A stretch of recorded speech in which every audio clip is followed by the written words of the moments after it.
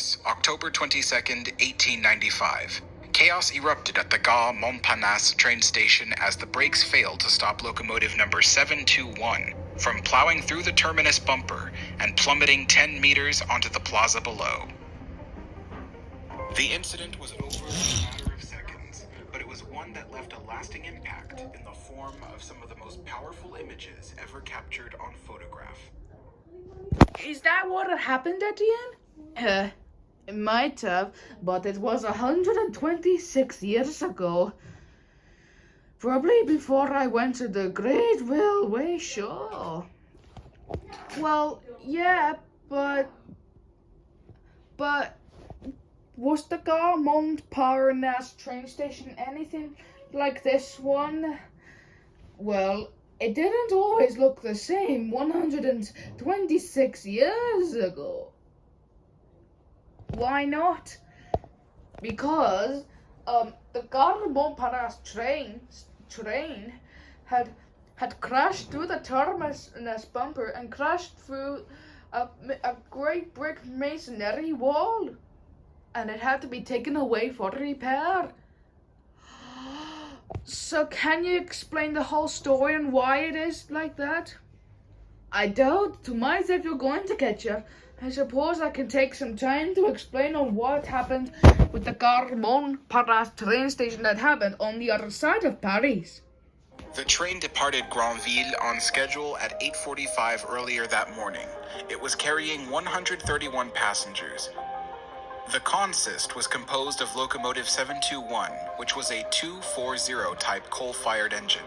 The French notation is 120. It was hauling 3 luggage wagons, a post van, and 6 passenger carriages.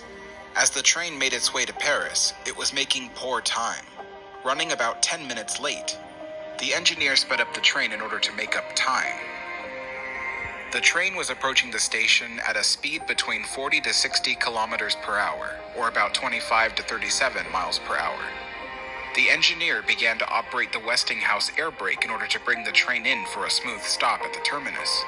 However, the brakes were not engaging, and the engineer had only moments to resolve the issue and slow the train down. What followed was a failure to stop the train. It ran through the bumper at the end of the track, and its momentum carried it across the 98-foot wide concourse, smashing through a 60-centimeter thick masonry wall, shattering the window above it. The engine continued traveling out of the building and fell 33 feet down to the Place de Rennes below. It Then what happened? Well, landed on its forward frame, and the back of the engine pinned the tender in a precarious position. ooh, that might have looked awfully painful. Well, it was for a little while. Miraculously, all 131 passengers survived, Oh, phew! including the train crew, although 6 people were injured, including the fireman, 2 conductors, 2 passengers, and a pedestrian at street level. Unfortunately, the incident was not without fatality. Phew! The engine had landed on a newspaper stand that was being operated by Marie-Augustine Aguiar.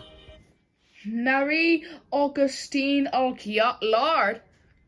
Who is she?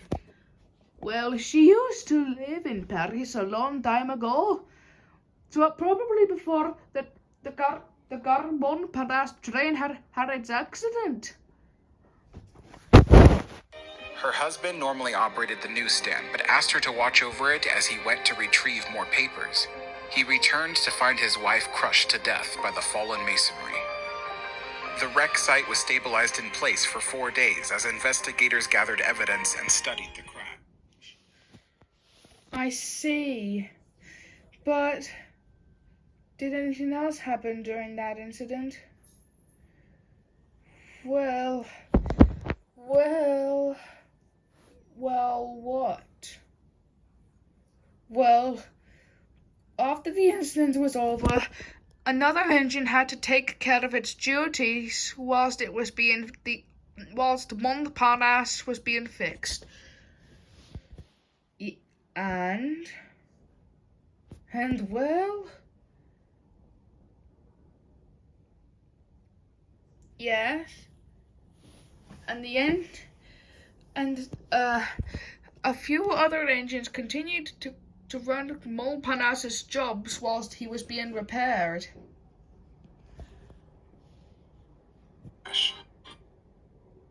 Photos of the site. Eventually, workers were allowed to start cleaning up the area. At first, they tried using 14 horses to hoist the locomotive and ease it down. Did it look painful for them? No, not really.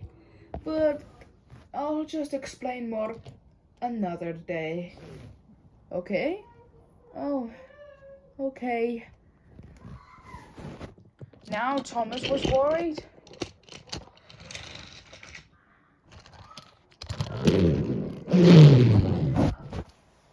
That night, whilst he slept in an engine shed, he was a little worried. There's a big deal in store today. I can't believe the Garmont Parnasse train had crashed to a thick brick masonry wall and crushed a lady. Next thing I might know, someone else might get that exact accident. What's to become of this Paris railway?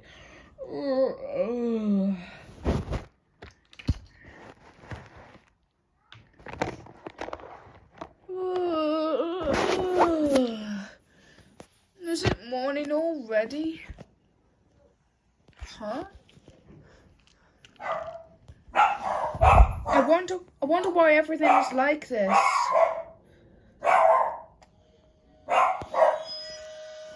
Wait, what's this?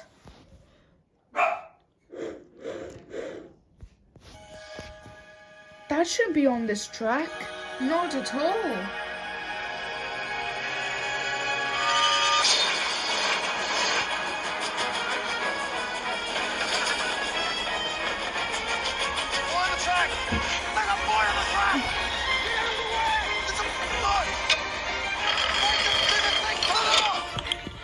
Wait, what's that rumbling sound?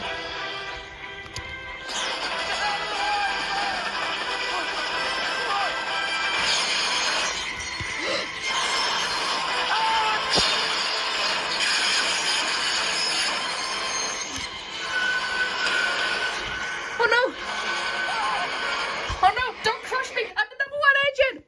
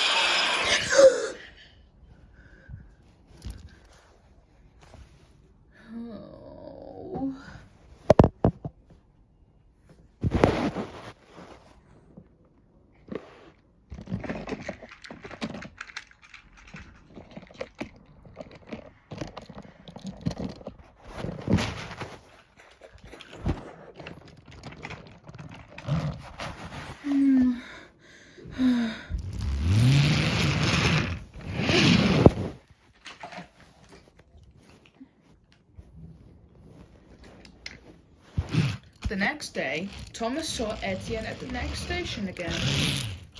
Hi, Etienne. Bonjour, little Thomas. What does that mean? It means, the word that you say in England. What? Hello? Yes. Right. Etienne. I finally discovered the truth on what happened with the Garmont Parnasse train.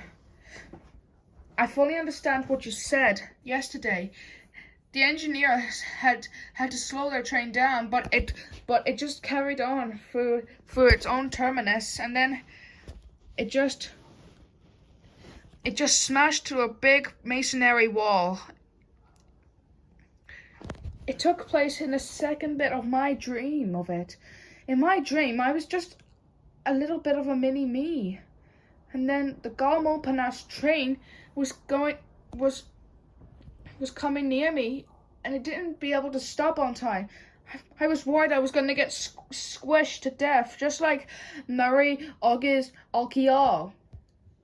But Thomas, the story I said was just a story that just happened a year ago, just on October 22nd, 1895. Not in the year that you were built in. I suppose that you were only made in England. Oh, thanks, Etienne. My pleasure, my little friend. Well, au revoir, little Thomas. Au revoir, Etienne. Au revoir.